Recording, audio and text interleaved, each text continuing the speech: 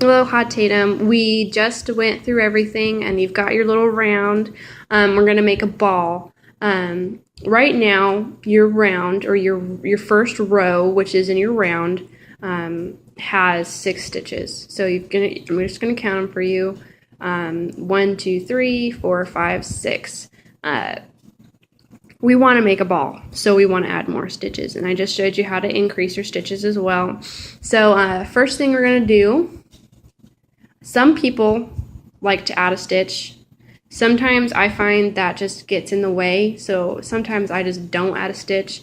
This will make it a little bit more difficult, but because you have to know where the beginning and the ending of your round is, and sometimes it's just a pain in the butt to count the number of stitches from the center. So what I do before I start a new row, if I'm not adding a stitch, I put my yarn from my tail. I've got my regular yarn right here. I put my yarn from my tail in between my first stitch. So here's my first stitch. I really am not coordinated today, Tatum. And my phone doesn't like to focus either. Come on, there we go. So I'm going to make my first stitch. Now I can see right here, my yarn is stuck. That's where my first stitch is. That's just like how I like to do it. People sell little markers that you can use. You can use an earring. You can just stick it right there and it'll stay right on, like a hook earring.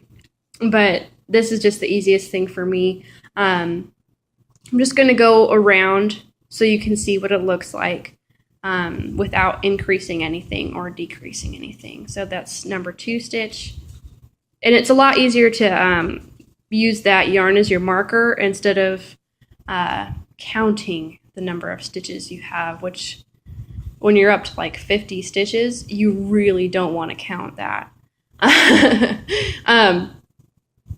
When you do the exact same number of stitches that you did before, you're going to get something like a tube with a closed cap. So, like this could be a start of a glove. It's not going to make a ball shape. It's just going to make a straight line. And this phone is having a really hard time focusing on this. So right now, it looks like it's round, but it'll just pop either way and you'll have a little dome, which is not always what you want. Another way people start their stitches is they don't add a stitch, but then they'll slip stitch to the first stitch so everything's smooth.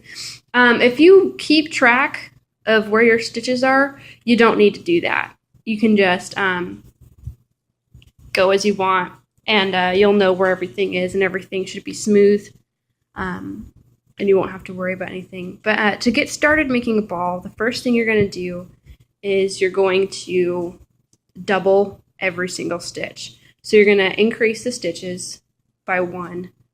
So you're going to put 2 stitches for every 1 stitch. I showed you how to increase them. So if you need to go get a refresher, just go back and look. I'm going to put, so the total stitches in my round is going to be 12. I'm just going to put 2 stitches in every 1 stitch.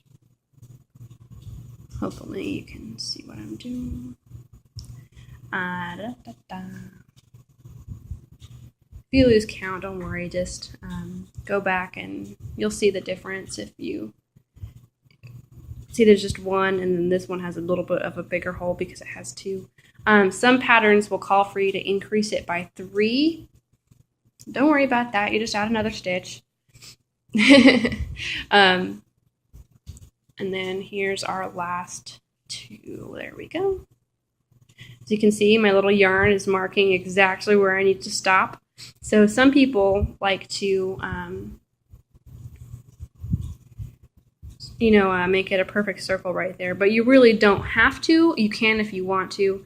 It's not a big deal. It moves your first stitch over a little bit. So I really don't care to do it. If it makes it look prettier, sometimes I'll do it, but I don't always do that.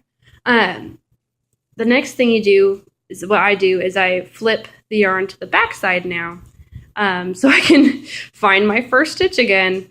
So yay, first stitch marker.